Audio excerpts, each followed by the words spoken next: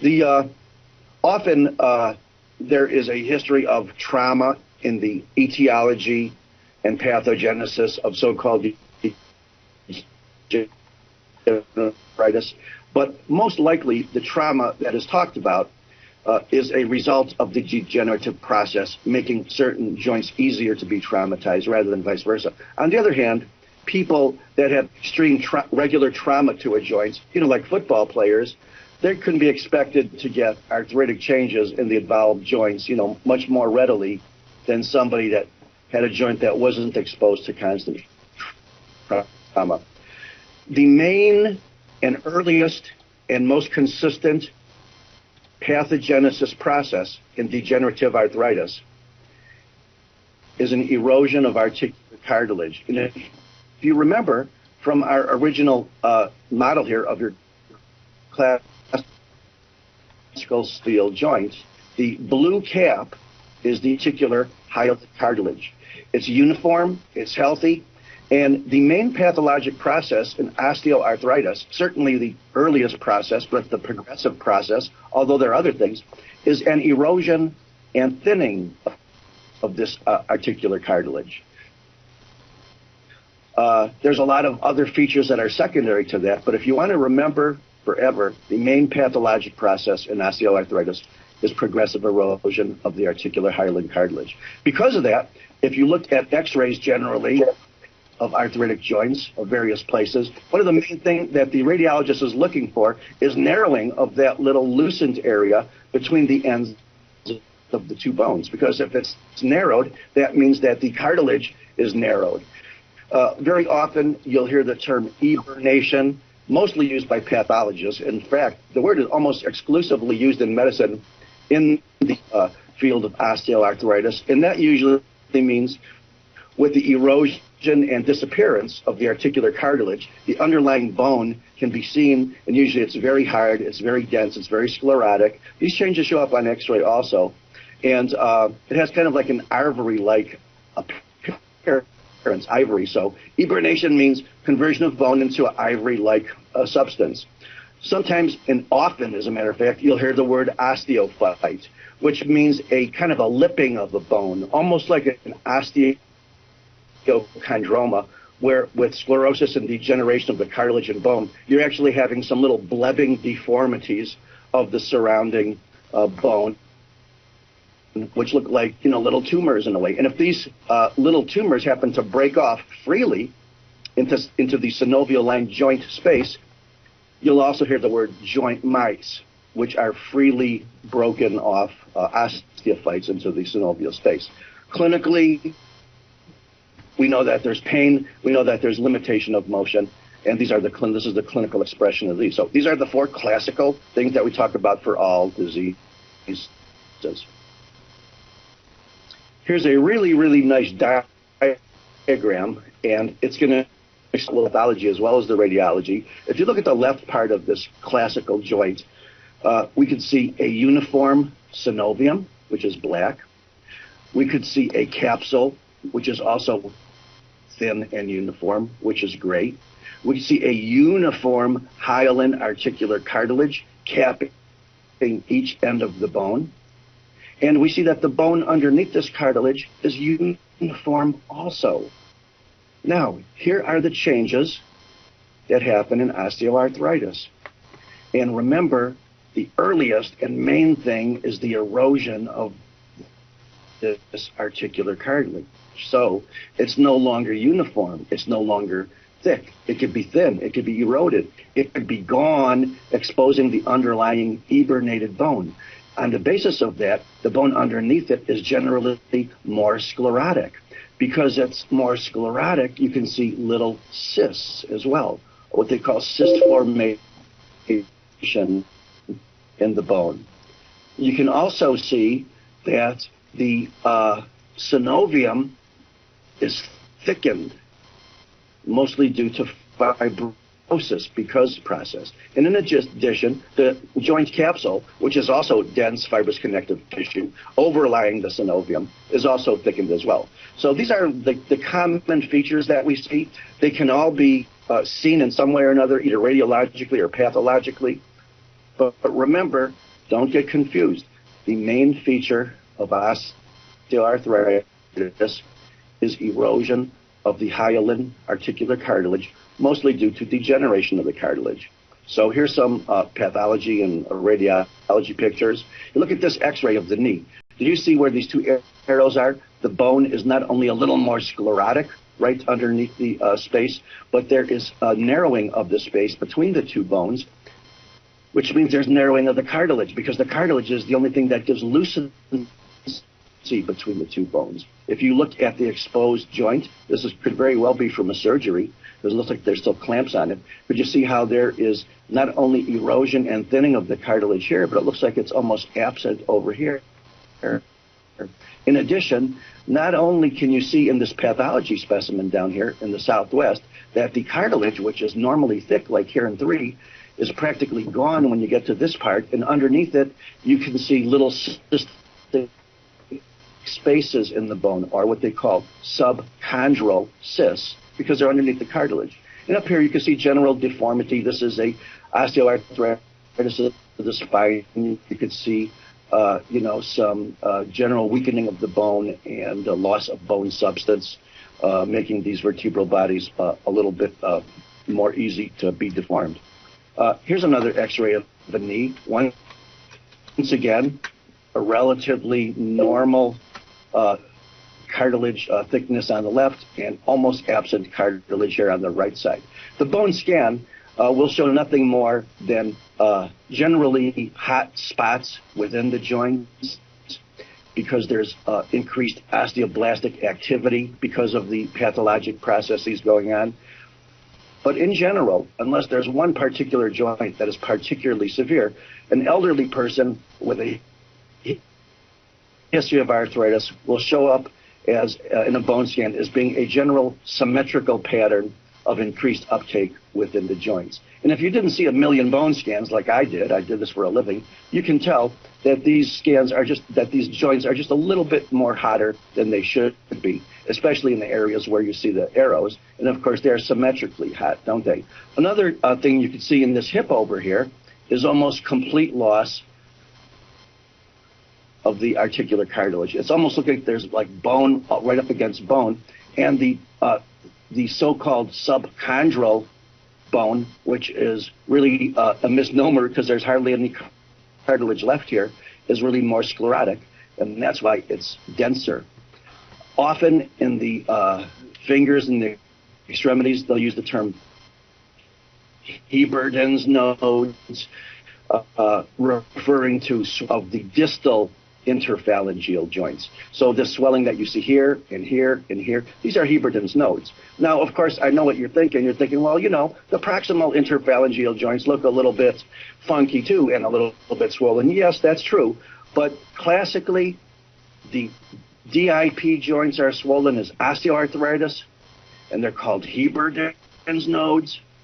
And the PIP joints are swollen and rheumatoided, and they're called Bouchard's nodes. So Bouchard is to rheumatoid in the PIP, and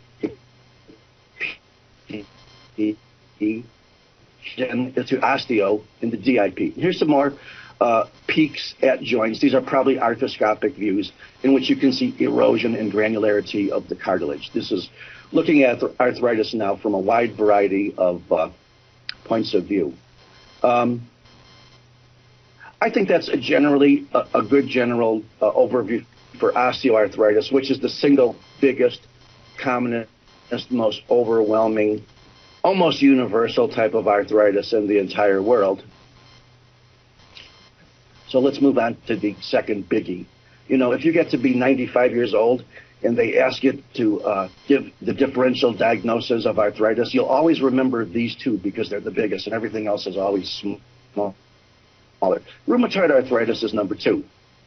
And once again, it's a little bit of a misnomer, and I think you know why, because we told you from the get-go that rheumatoid arthritis is a systemic autoimmune disease. And even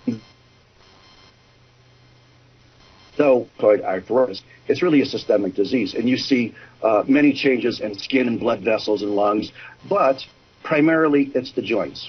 And it is also primarily a synovitis. Remember, we said that the primary pathologic process in osteoarthritis was erosion of the articular cartilage.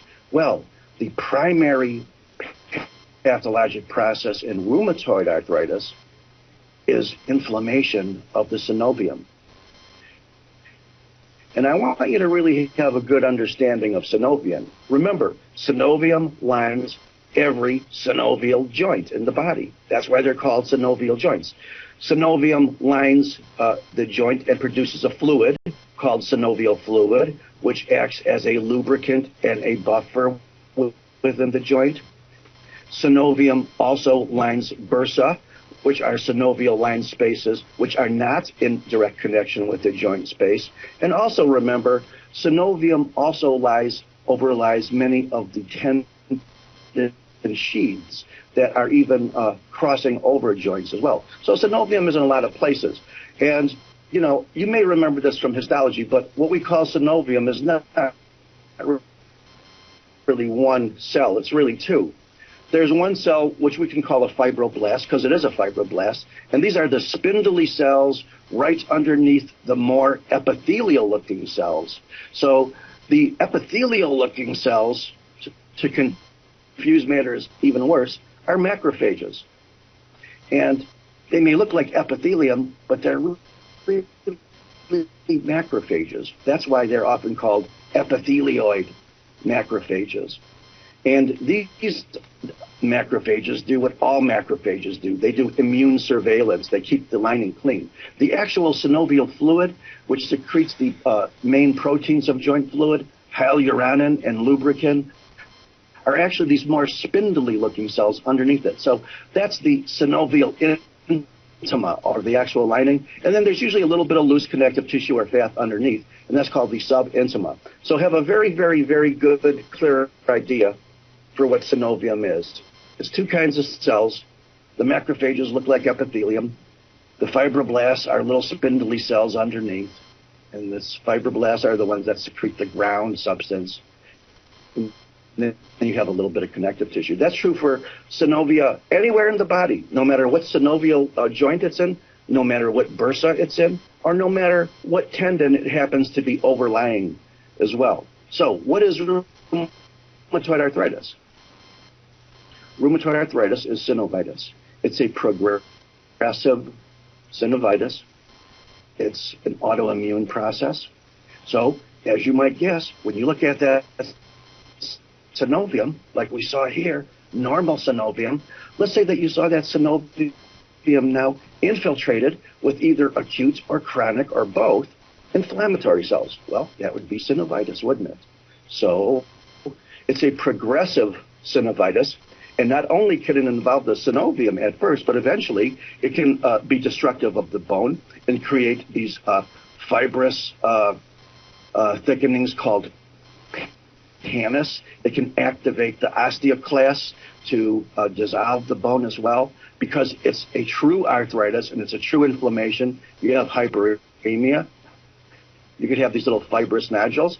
And remember, part of rheumatoid arthritis is a vasculitis, and that vasculitis is not limited to the joint area. I think we have talked about rheumatoid vasculitis in other areas of the body, in soft tissue, in viscera, in lungs. So clinical expression is pain, limitation of motion, malaise, fatigue, and here's the big thing. If I told you that rheumatoid arthritis is an autoimmune disease, then I am almost about what is it autoimmune against? Well, do you remember in your IgG or in your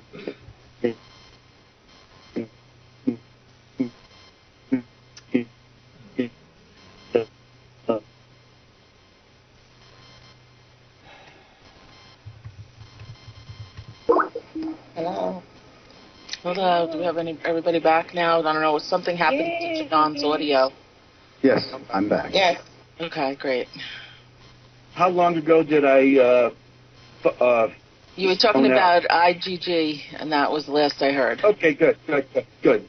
What we said is that the so-called rheumatoid factor is an antibody against your own crystallizable fragments of the IgG molecule. So rheumatoid factor, the positive blood test, is an antibody against your own antibodies. We're going to give you another nice pathologic and diagrammatic view of the pathologic process in rheumatoid arthritis. Once again, on the left, you can see a joint space, you can see a capsule, you can see articular cartilage, and the synovium is so thin you can barely see it. Because remember, it's only 2 cells thick with a little bit of connective tissue underneath. But here, look, it's overwhelmingly whopping and thick and fibrotic, and because of the overwhelming inflammatory process, it's invoking the triggering off of the osteoclast, so you're destroying bone, you're causing thickening and fibrous tissue. And take a look at this here. Look at this thing in the middle. What is that? That is synovial lining that has a whopping infiltrate of lymphocytes throughout it. That is your synovitis of rheumatoid arthritis. Here's a little bit closer view. You can see some of the synovial lining cells. They look like they're a little bit hyperplastic. Looks like a lot of these macrophages or histiocytes have increased, and you can see this big infiltrate of lymphocytes or chronic inflammatory cells. There's another characteristic finding in rheumatoid arthritis, and this is in the later stages of disease where you have fibrosis, and I don't know the reason, and I doubt if anybody does, but I want to tell you, you'll hear the term rheumatoid nodule in terms of rheumatoid arthritis. And what a rheumatoid nodule is, it's the end stage of all of this inflammation, which means fibrosis, right? But look, the fibroblasts somehow are kind of palisaded.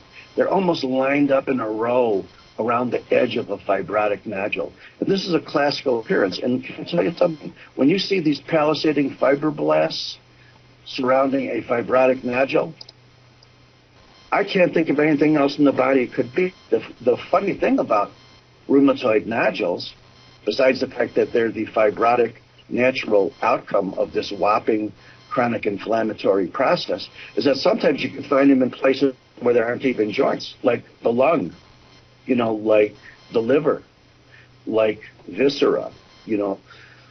So if you see a rheumatoid nodule in a place that's not a joint, you can probably suspect that the patient may very well have some joint changes as well, even if it's too early to be clinically apparent. So would you order a rheumatoid factor anyway? Of course you would. But remember, there's a good number of people that have a positive rheumatoid factor that will never be expressed clinically as symptoms. And in terms of diagnosis, the actual diagnosis of rheumatoid arthritis is a clinical diagnosis. And if you go to Harrison's Textbook of Medicine, rather than listen to these old pathologists, you'll see that you can actually have sort of a quantitative way of accurately diagnosing rheumatoid arthritis, which of course is very, very, very common. It's as much as 1% of the population. It's mostly in women, and it occurs approximately, 25 or 35 years younger than the expression of osteoarthritis symptoms. The median or mean age group of a first diagnosis of rheumatoid arthritis is a 45-year-old woman. So some of the criteria would be like morning stiffness. One of the criteria might be arthritis in more than 3 joint areas. Another finding might be, finding these Bouchard nodes, which are thickenings of the PIP joints rather than the DIP joints. But the main hand feature, which we're going to see several examples of, is not at the PIP joints, but at the MP joints. Because if you take almost any patient that has rheumatoid arthritis significantly or long-standing, you'll notice that there's going to be ulnar deviation of their MP joints. Often, rheumatoid arthritis is symmetric. It would be nice to see a positive rheumatoid factor. And then you have your typical X-ray findings as well. So let's look at some of these. Do you see the classical ulnar deviation of the MP joints? In the anatomic position, that would also be called medial deviation, wouldn't it? You also see thickening of the MP joint. Do you also see thickening of the PIP joints, both on X-ray as well as on your specimen here, like here and here? Not quite as pronounced as what we're going to see, but these are classical X-ray findings of rheumatoid arthritis. John, quick question. Remember, yes. This is Chuck. Is there any treatment for that? I mean, that looks so terrible. Is there nothing we can do for folks who are suffering? The general treatment is, in the old days, up until recently, the main treatment was simply aspirin, aspirin, aspirin. And then they decided to get a little fancy with the more fancier NSAIDs. And now for severe cases, they're doing immunosuppression because, remember, it's an autoimmune disease. So that's a general treatment therapy. Is there any way, are their hands ever going to look normal again after treatment? I mean, that looks not only painful, but probably, how can they use their fingers? It's very difficult. Probably. They're not going to look normal. If you have rheumatoid patients and they have hands that look like this, even if they can have relief of their pain, they're not going to get much better. I'll tell you that right now. Can they do panictomies in certain cases? Yeah, they can. I've heard of them. But in general, there's not much you can do to improve the joint deformity. There's a variant of rheumatoid arthritis called juvenile rheumatoid arthritis. And the word juvenile is appropriate because usually it begins like in teenagers, or even before age 16. The reason why it's really not questionable as to whether it's a rheumatoid arthritis is because it doesn't follow the same exact pattern. The joints are generally larger joints, rather than fingers and hands, which are the most common things with rheumatoid. And rather than having a positive rheumatoid factor, which it may, the thing that's more likely to be positive is the anti-nuclear antibody, which, as you know, was the classical positive test for lupus and other autoimmune diseases. So I just wanted to show you some slight differences between what we described as classical rheumatoid arthritis and the so-called juvenile variant. Another thing to remember is that we have another little handbag, a little handful of the so-called seronegative arthritis, which means you're probably not going to find a positive rheumatoid factor. You're probably not going to find a positive ANA, and you're certainly not going to find culture any infectious organisms out of it either. So the so-called seronegative arthritis are things like ankylosing spondylitis. In a way, it can be called, sometimes it's called rheumatoid spondylitis, but it primarily affects the spine. It's also called Marie-Strumpel disease. And in contrast, whereas your classic rheumatoid arthritis had way more likely to be female than male, almost all the cases of ankylosing spondylitis or Marie-Strumpel disease is men. So that's like a big difference. And rather than having a positive rheumatoid factor, which they probably won't, almost all of these patients have another positive antigen, one of the leukocyte antigens, one of the human leukocyte antigens, or HLA-B27. So if you look at the so-called variants of arthritis, even if you're looking at some of the so-called reactive arthritis or psoriatic arthritis, the one thing that most of these cases all have in common is that the patients that have these diseases are positive for the HLA-B27 antigen.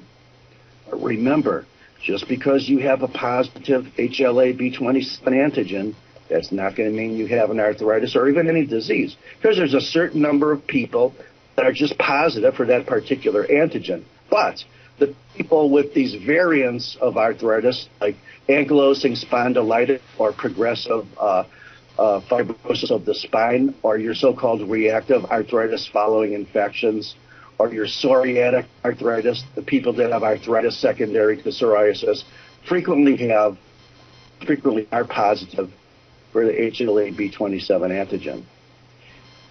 If you want to know what ankylosing spondylitis means, now that I've thrown out the term, it means spondylo, which means we're talking about the spine, aren't we? And it's ankylosing because eventually these people, mostly men with Marie-Strumpel disease disease or ankylosing spondylitis positive HLA-B7 will have progressive fibrosis in the disc spaces and in the soft tissues between adjacent vertebrae. So eventually they'll wind up having a fused or an extremely immovable spine. And that's why it's called ankylosing, because it basically loses its ability to move. As you might guess, there's a few classical bugs, pathogens, bacteria, viruses, that are classically known to cause arthritis. And if you're lucky, you could suck out some joint fluid from a patient that has this and culture them. And as you might guess, some of them could be as if there's an osteomyelitis nearby extending to the joint. That would be logical, wouldn't it? Most of the infectious arthritis are suppurative, which means most of them are bacterial.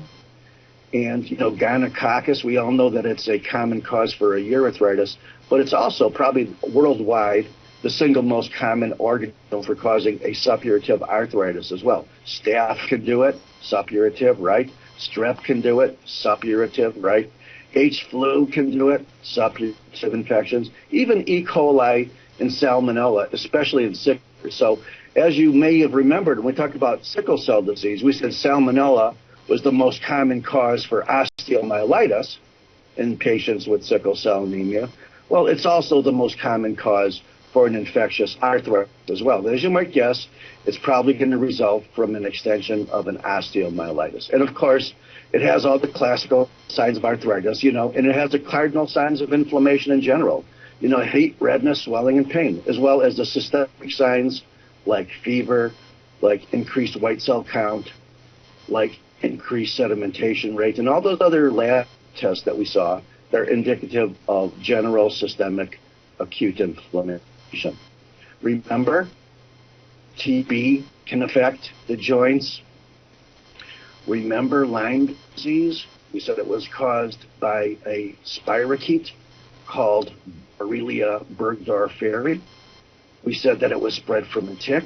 Well, what's the first real symptom of Lyme disease? You know somebody that ever had it? It was an arthritis. That's really one of the main expressions of Lyme disease is an arthritic symptoms. And of course, you might want to remember, I don't know why, if you just want to kind of write it down or remember, I wish I could say something logical about this, but parvovirus B19 is a big infector of joints. Rubella, big infector of joints. Kids with rubella frequently have arthritis, and hepatitis C is also associated with direct joint inflammation, also with the hepatitis C virus. So of course, as you might guess, if you suck fluid out of these joints, you're not going to culture anything because they're viruses, and you'll only have a positive culture with TB is if you use a special kind of medium called Lowenstein-Jensen's medium, because TB is not going to grow on regular bacterial cultures. And I don't think Lyme disease grow very well in culture either, like the spirochetes have to be seen, in a very special way. Okay, let's get to another big, but probably last type of arthritis. Also very, very, very big in civilized countries that have a lot of good food and a lot of inactivity, and that's gout. And gout, or gouty arthritis, is an arthritis due to a foreign body granulomatous reaction that your body makes against the crystals of uric acid. And technically, it's not really pure uric acid, it's monosodium urate. So when you're gout, when your uric acid is out of control, mostly due to increased production, but also could be from decreased renal excretion, or both, you can plate out your uric acid crystals, or specifically your monosodium urate crystals, called tophi, and those things can evoke both acute and chronic inflammatory response, both clinically and pathologically. But the tophus itself is usually associated with a lot of foreign body granuloma cells surrounding the crystals as well. So, gout is really, really big. 10% of the people in this country have uric acid above 7 milligrams per DL, but only a small percentage of those actually wind up having gout. And why hyperuricemic patients wind up forming tophi is still not entirely known, but it's also related to blood flow and the surrounding pH. So, for example, if you have an ischemic toe in which perhaps your pH is a little bit lower than there should be and there's some increased production of lactic acid, well, it's more likely that that kind of patient is going to start to grow uric acid crystals or monosodium urate tophi rather than somebody that has a non-ischemic toe.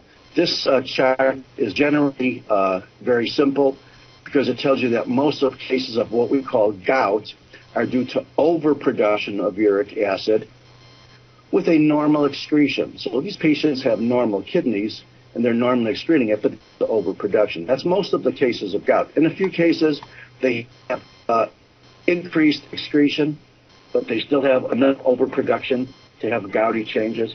And sometimes there's under-excretion as well. And of course, secondary gout, which is usually associated with renal disease, there might not be that much overproduction, but there's usually under-excretion. This is all a typical balance. Remember, in the kidney, you have factors which are uricosteric, or promotion of uric acid into the urine, and the opposite of that is uricosemic. So when the uricosemic forces win out over the uric forces, you have decreased excretion of uric acid. And in some cases, you know, there's even a genetic disease. For a long time, we knew there was a syndrome called Lesch-Nyhan syndrome. And in it, there was an enzyme called HGPRT for hypoxanthine guanine phosphorybasyl transferase. In patients that did not have that enzyme, which was crucial for the breakdown of uric acid, wound up building up their uric acid. That's what patients with Lesch-Nyhan syndrome have. They have an inborn error of metabolism. They have a gene which makes a defective HGPRT, and as a result, uric acid, and therefore the monosodium urate built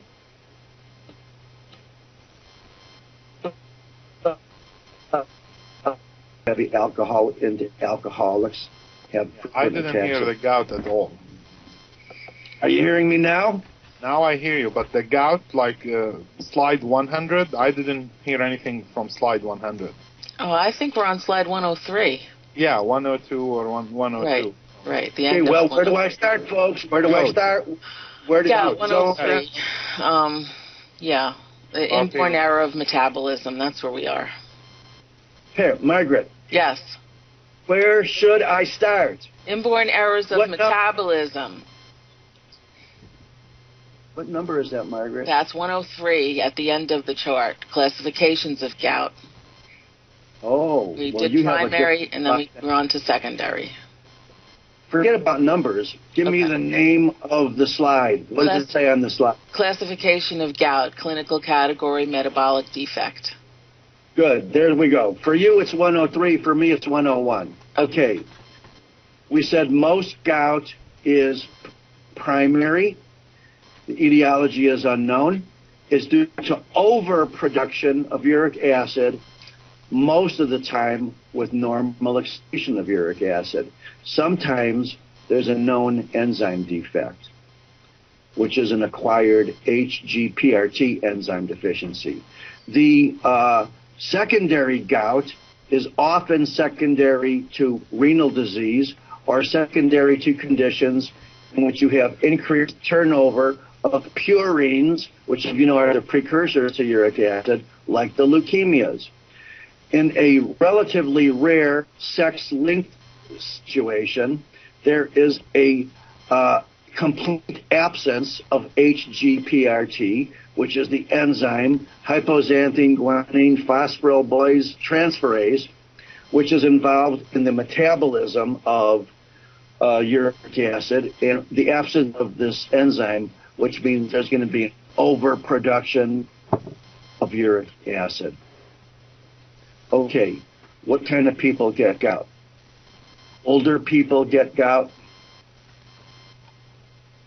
Fat people get gout. Alcoholics get gout. People that are on diazides get gout. because thiazide is a uricosemic drug. In other words, something that promotes uric acid into being in the blood and less likely to be excreted into the urine.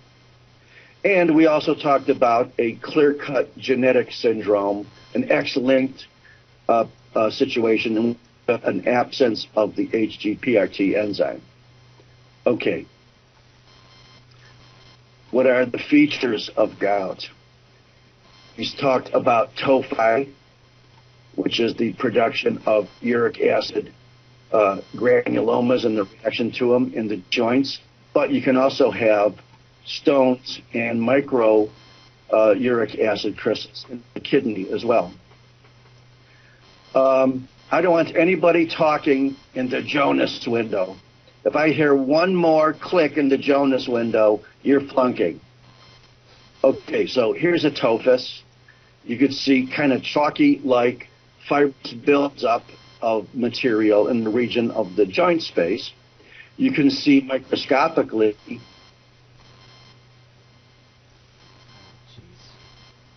Lois, do not type in the Jonas window. You can also see that there are foreign body giant cell reactions to this crystalline material as well. And that's what a tophus is. So not only can you have a deposit of uric acid substance in joints, but you can also have deposit of uric acid substance in the kidney as well. Here is a tophus in soft tissues. Here's a low power view.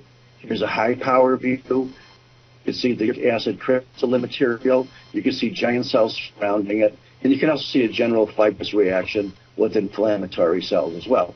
Here's a uric acid stone. Remember, we said that the uric acid stones are the third most common type of kidney stones, after the calcium stones and after the ammonium stones, which are usually associated with urinary tract infections, bacterial infections. Well, the third most common stone is a uric acid stone. And if you want to call it, once again, monosodium urate rather than uric acid, you'll be more chemically correct. Okay.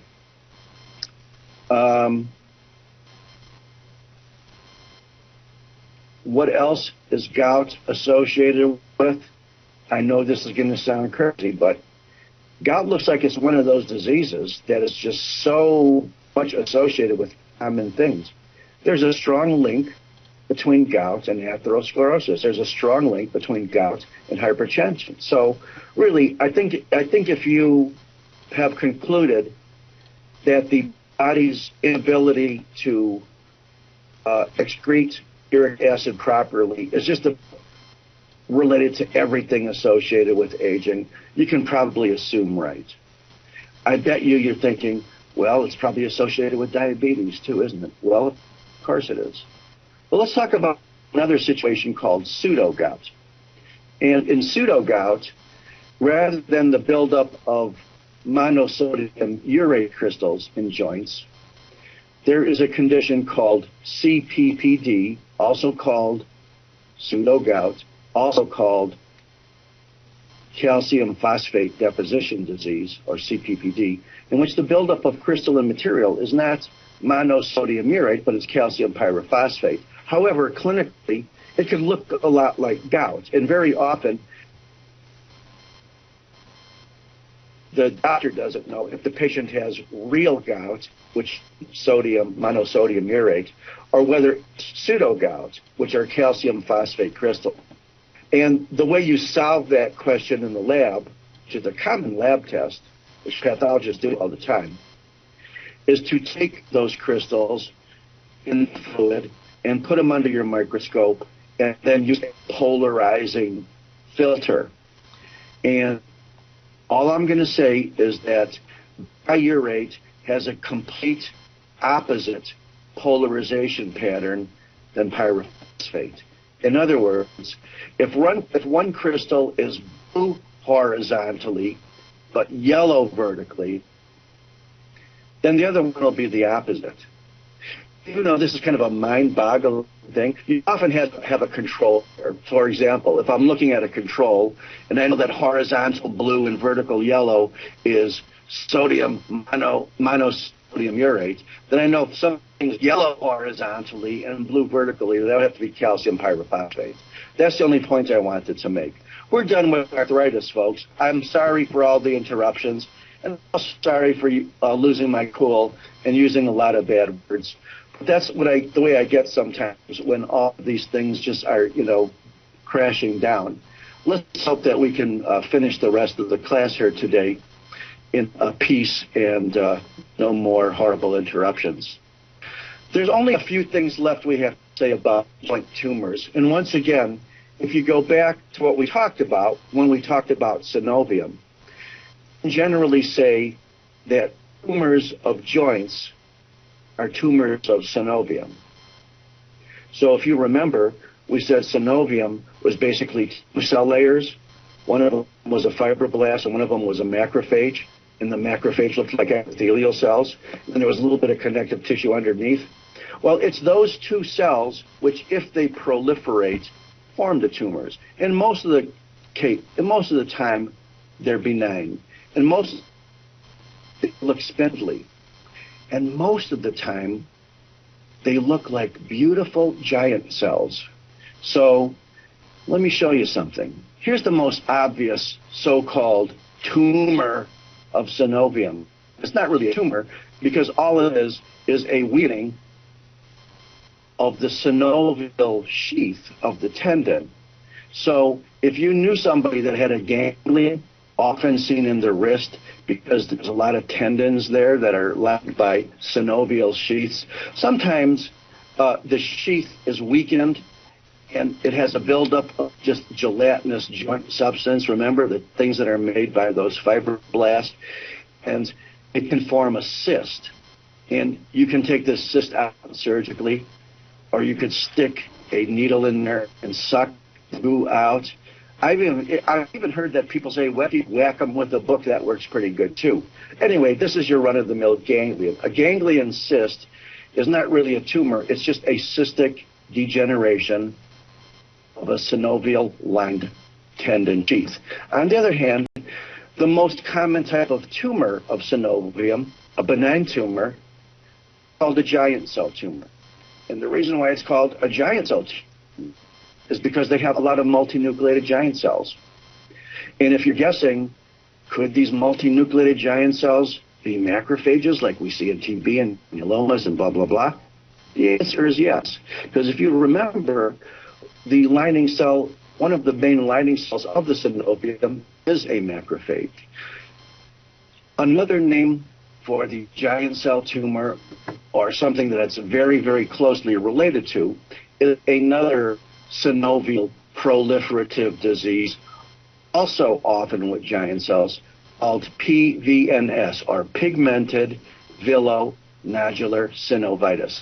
So when you have synovium that proliferates, and they call it pigmented because there's a lot of hemorrhage or hemosiderin pigment in here, and it often forms nodule, well, that's your classical pigmented villonodular synovitis. And often it has kind of a villous or shaggy or hairy appearance. But these are totally related to these nodular proliferations of synovium, which contain giant cells, which are appropriately called giant cell tumors. And I'm assuming that we're still here, and I'm assuming we are still listening, seeing, and all that. It looks like everything is okay on my end. Okay, good. Well, we have just a few more slides to finish off, this chapter, and it's already 10:30. I'm going to suggest is nobody breathe, nobody touch anything.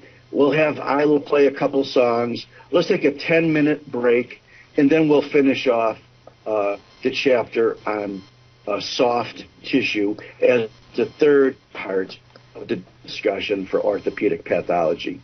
The main discussion was bone. We had a lot of stuff on arthritis and synovium, and now we'll be talking about so-called soft tissue disorders, most of which are tumors, in the last half hour after a 10-minute break. So, Isla? Oh, drat these computers. Jim.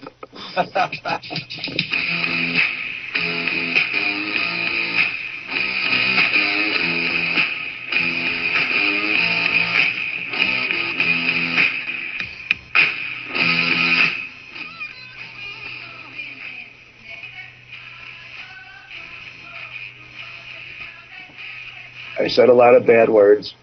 I don't know what the problem was.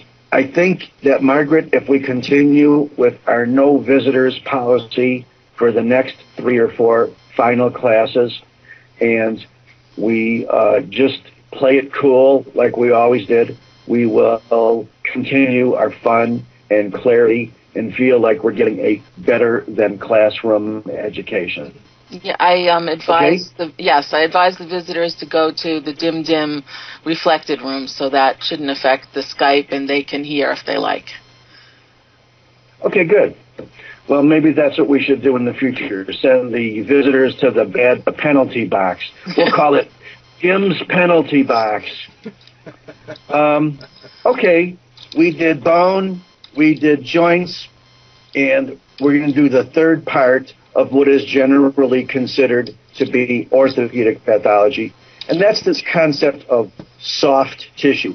Soft tissue is a very, very ill-defined area. I think you know it's soft. I think you know it's tissue. You know, muscles are soft, but muscles aren't soft tissue. Soft tissue is connective tissue, generally, but bones are connective tissue, but bones aren't soft tissue.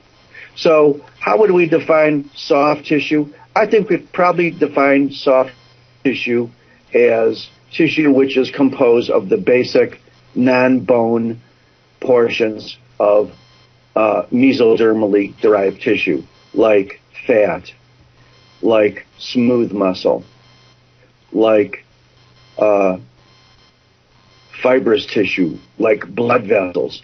And, you know, I think you could generally say skeletal muscle is kind of like soft tissue, but really there's a separate chapter on skeletal muscle, which I was hoping to get to today, and there's also a separate discussion on nerve. So generally, disorders of skeletal muscle and nerve are not generally known as being soft tissue. They're known as nerve and muscle.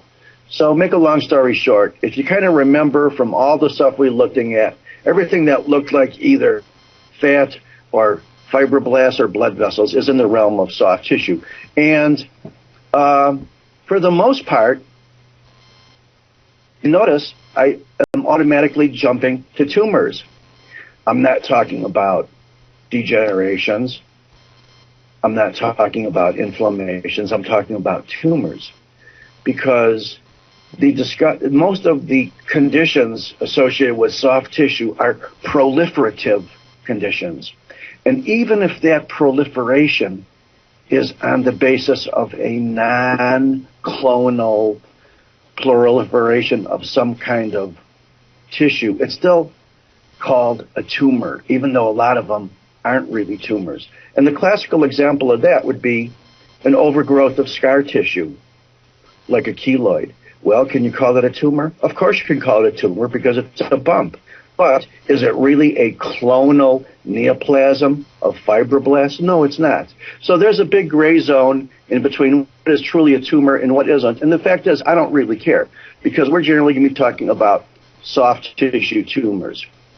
So the benign, we already know the nomenclature. The benign ones would be called omas, and the malignant ones would probably have the name sarcoma in there somewhere. What causes them? Well, we already talked about a variety of mutations and translocations, and if you want to look them up, just about everything we talk about will have studies showing some type of genetic or chromosomal aberration. But in general, for the most part, the overall real exact causes for soft tissue tumors are unknown. We know that there's association with radiation, but we know radiation causes mutations. We know there's an association with chemical burns. We know that chemicals can cause mutations. We know that thermal injury can cause mutations. So there's an association with previous trauma, previous burns, whether they're chemical or thermal, previous radiation. We also saw in at least one example of a specific virus, you know, the human herpes virus 8, seen as causing the malignant proliferation of blood vessels as part of Kaposi sarcoma. We also know that there has to be a wide variety of genetic aberrations, and I'll show you a list on that that'll blow your mind away in a minute.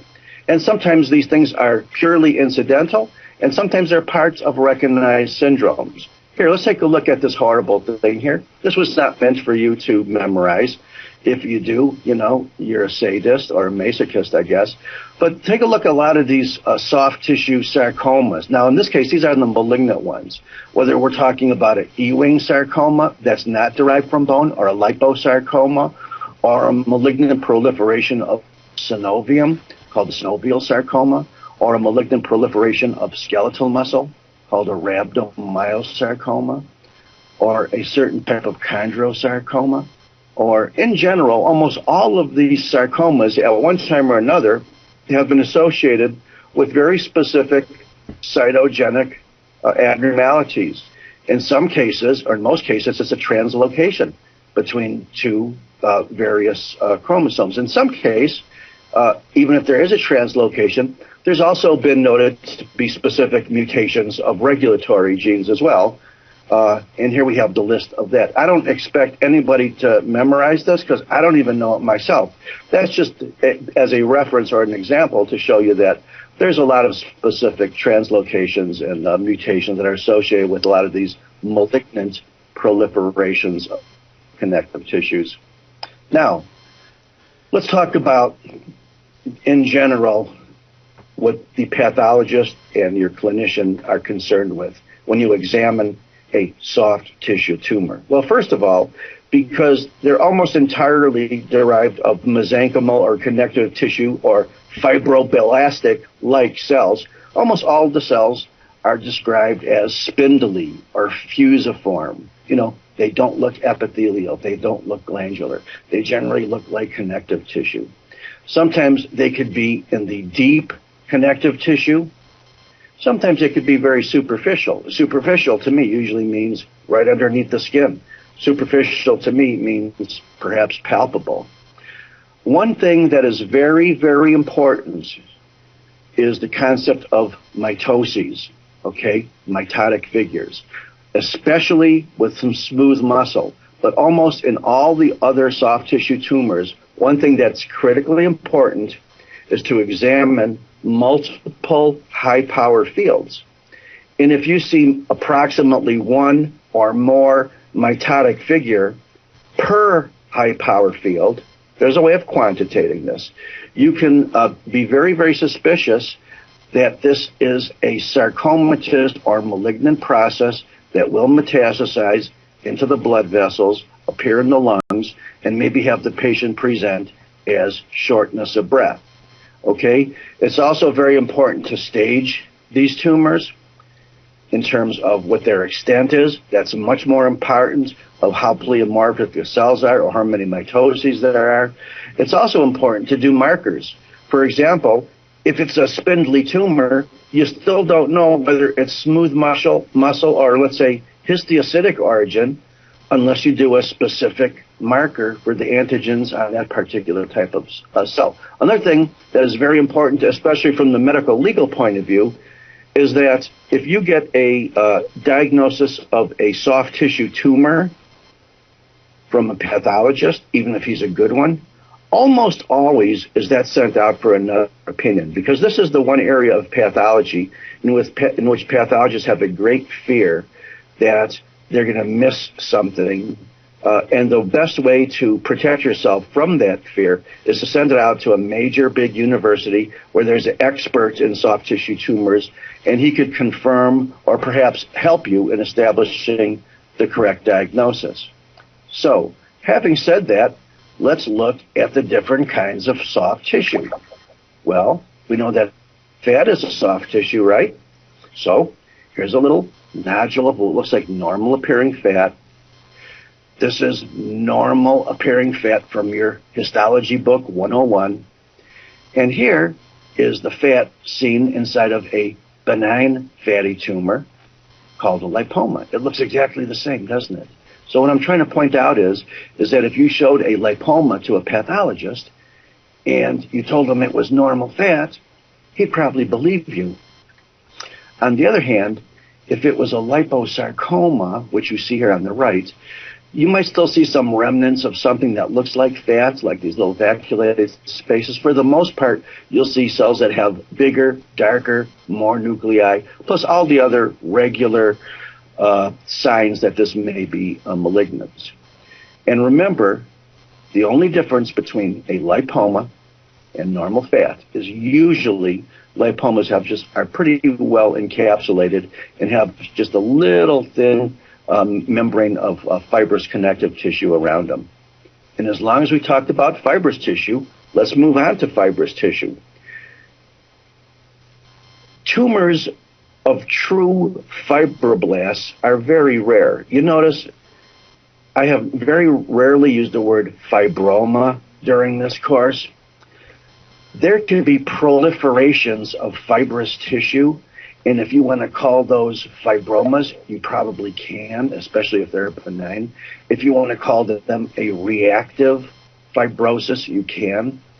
If you want to call them a fasciitis, you can. And if they look like they're quite cellular and you're worried that maybe they're malignant, but they're not, you can use the word pseudosarcomatous, which means it may look a little worrisome like a sarcoma, but after you do all the tests and you count all the mitoses, it's just a benign proliferation of fibroblasts. You know, there's a whole family of diseases called fibromatoses. Maybe you heard of palmar fibromatosis or fibrosis in the palm, or plantar fibrosis in the plantar aspect. There's also a disease called Peyronie's disease or penile fibrosis. There's also a variety of contractures in the body in which there is a proliferation of fibrous tissue. And these are all benign fibromatoses. And if you want to regard them as true benign tumors of fibroblasts, you can. If you want to regard them as some type of proliferative process that may not be an actual neoplasm by the classical sense of the word, you can. I just want to also let you know that sometimes when you evaluate these fibrous tumors, you'll see what they call a herringbone pattern. And I thought I would go on the internet and find a herringbone or a bone from the herring fish. And guess what? You can't find them. But especially if you're a woman and you're designed in home design, you know that there's what they call a herringbone pattern, which is almost like a crisscrossing of the way cells are growing. So if you look at this particular slice of connective tissue here, it looks like some of them are slanted up this way and it looks like some are slanted the other way. This is your classical herringbone pattern. And the reason why I mention herringbone is because this term is very often used to describe fibrosarcomas or malignant proliferations of fibroblasts, which are very rare. Now, the thing that is not nearly as rare is a condition called myositis ossificans. What is it? Well, myositis, in that it usually arises in the vicinity or in a muscle. And ossificans, as you might guess, is a process in which things are turning into bone or osseous tissue. So what is myositis ossificans? Well, if you think of myositis ossificans as a process in a soft tissue in which bone is being made that shouldn't be there, if you want to think of it as a metaplastic process in which bone follows fibrosis, you can do that because that's what it is. So it's not really a true neoplasm, but it's a reactive ossified process. Here, let's look at it another way. Do you remember we talked about fibrosis as a process which often and as a rule follows a reparative or inflammatory process? Well, in fibrosis, you have inflammation, and then you have scarring, which is called fibrosis, and it stops.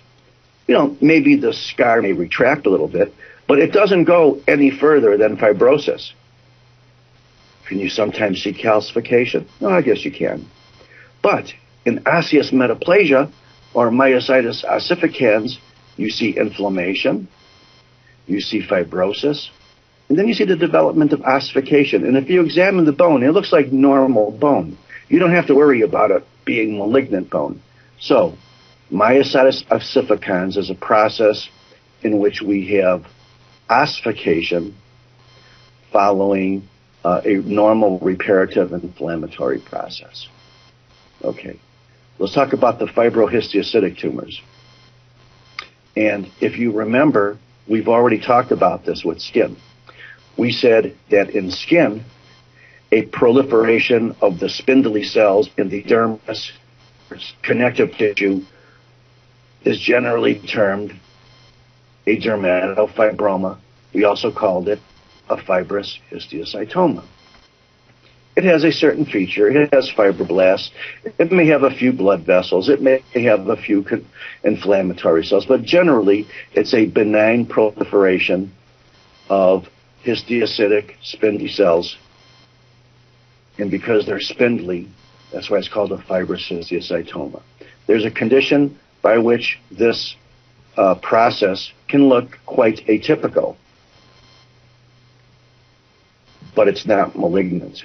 But it might cause it's usually in the dermis. It causes a very palpable superficial nodule, and this term would be a dermatofibrosarcoma protuberans. Well, to make things a little more complicated, a dermatofibrosarcoma protuberans is not a sarcoma at all, but it's something that may look worrisome.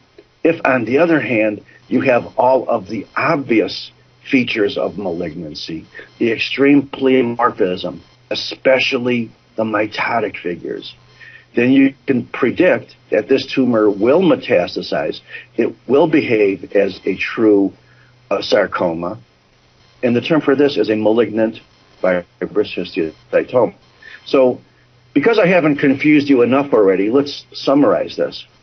A malignant fibrous histiocytoma is malignant and therefore sarcomatous, but a dermatofibrosarcoma protuberans is generally not malignant, and even though it may look worrisome, if on the other hand you're just looking at a benign old proliferation of spindly fibrous looking cells, that would be the benign, the totally benign end of the scale, or the fibrous histiocytoma. Let's look at skeletal muscle now, striated skeletal muscle. I think I could convince you pretty easily that this is the world's most almost normal looking skeletal muscle. In other words, you could see big fibers. You can see that most of the nuclei are towards the periphery. And actually, if I told my pathologist friends, I have two of them that live here in Lake Bluff, that this was a normal striated muscle, they'd probably believe me. Except this one is a rhabdomyoma. So as you might guess, a rhabdomyoma is much more likely to look like normal skeletal muscle tissue, just like a lipoma is much more likely to look like normal adipose tissue. On the other hand, the malignant counterpart of a skeletal muscle malignant proliferation has the term rhabdomyosarcoma. And as you might guess, it doesn't look anything at all like skeletal muscle. It looks like big primitive cells. You don't see any arrangement of the nuclei. In fact, to be honest with you, it looks like any other sarcoma. Big ugly cells, perhaps a lot of mitotic figures. So this is what you're going to take home from this particular area here, is that if I told you that both of these tumors were derived from skeletal muscle, and one of them was benign, and one of them was malignant, and I said, well, the benign one would probably be the one that looks more like normal skeletal muscle, you would instantly pick the one on the right as the rhabdomyoma, and the one on the, on the left is the rhabdomyoma, and the one on the right as the rhabdomyosarcoma.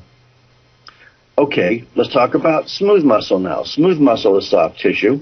The greatest collection of smooth muscle in a female's body is in the uterus. The fibroids, the leiomyomas, we talked about them. They could be mucosal, they can be within. They're generally nodular, but histologically, when you look at a leiomyoma, it's going to look exactly like normal smooth muscle tissue. So once again, if you took this little frame here and you gave it to the world's smartest pathologist and you said, is this a leiomyoma or is this a normal section of the middle of somebody's uterus? If he was an honest pathologist, he would probably say, no, I really don't know. It just looks like normal smooth muscle. I really can't tell. I'd have to know, was this taken from a nodule? Was it taken from a pedunculated thing growing subserosely? Or was it just taken from the wall? He can't really tell. So a leiomyoma looks exactly the same as normal smooth muscle. Now, what about this? What if I told that same pathologist that this was taken from a nodule within the uterus? He would say, well, it looks a little bit like smooth muscle, but I can see some big ugly cells here. I can see some cells here. It looks like there's a mitosis here. It looks like there's maybe a metaphase going on over there.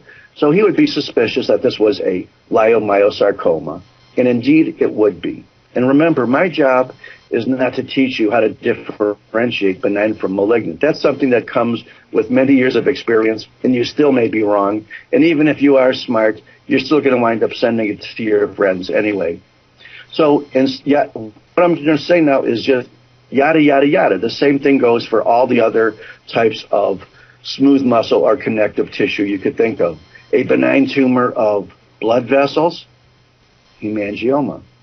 A benign tumor of lymphatic vessels, lymphangioma.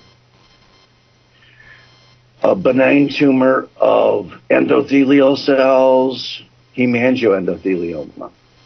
A malignant tumor of blood vessels, angiosarcoma.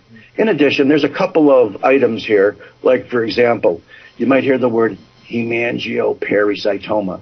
And that might sound like it's benign to you because you don't see the sarc in it. However, most people will tell you, if you want to wiki it or Google it or even read about it in Robbins, the hemangiopericytomas are regarded as low-grade malignancies. They can metastasize. Okay, let's carry on our same analogy now to peripheral nerves. And here's the question. Let's say you're looking at a slice of a peripheral nerve,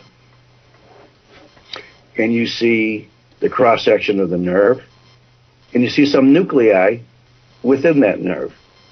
Well, what are the nuclei of? Well, they're of Schwann cells, because when you think about it, all a peripheral nerve are axons, which don't have nuclei, being wrapped by Schwann cells, which do have nuclei. So what I'm trying to say is the only theoretical tumor you could have of a peripheral nerve would be a schwannoma. And you could have a schwannoma that was benign, or you could have a schwannoma that was malignant. Sometimes you can have a little bit of connective tissue as well as part of a peripheral nerve tumor. There are neurofibromas. We saw that neurofibromas can be associated with a disease called von Recklinghausen's diseases. I also want to tell you that there's another weird, we're not going to go into the histology, thank God, another type of generally neural-derived tumor called a granular cell tumor, and that's considered of nerve origin as well. And last but not least, the last slide, you should know that there are certain soft tissue sarcomas, and it is really kind of uncertain as to what the cells of origin are. And even if you do a bunch of immunoperoxidase stains, which stain cells for antigens with other normal cells might have, the synovial sarcoma is generally regarded as arising from synovium. So you know it would have to arise from either that fibroblastic-looking cell, the spindly cell, or the epithelioid-looking cell, which is the histiocyte or the macrophage. So most synovial sarcomas have a biphasic appearance. They look spindly in some areas, and they look almost like adenocarcinomas in another area. There's another type of sarcoma called an alveolar soft part sarcoma, usually in young women, very, very malignant. It's a true sarcoma. We don't know where that comes from. And sometimes you'll see a sarcoma, which when you do the immunoperoxidase stains, you could tell that the cells of origin have come from mesenchyme, which means it's sarcoma, because if it came from epithelium, it would be called carcinoma. But some of the sarcomas that you see have an epithelioid or almost glandular-looking appearance. But we don't know exactly where they come from either. So, we're finished with our chapter on orthopedic pathology. I was hoping to get into the nerve and muscle thing today, but I'm glad I didn't, because it's a topic that's really completely different from what we've been talking about the last couple of days. And third of all, it's already 11 o'clock. Due to our little interruptions, we carried this a little bit further than I hope to. So, folks, it's quitting time.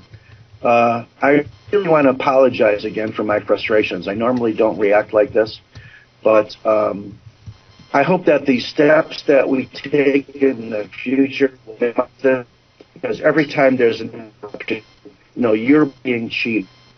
I don't like it when they cheat students out of money, because I know how important it is to you. I know how badly students go into debt. So when you're not getting your money's worth, I'm really angry about that, too. Okay, anybody else have anything to say or write? Margaret, you did another great job. Jim, you did a great job. Isla, you had good music. I can see everybody else was there, even if you didn't have much to say. I'm sorry we had to kick you out if you're a visitor, but I think for the rest of the course, Margaret,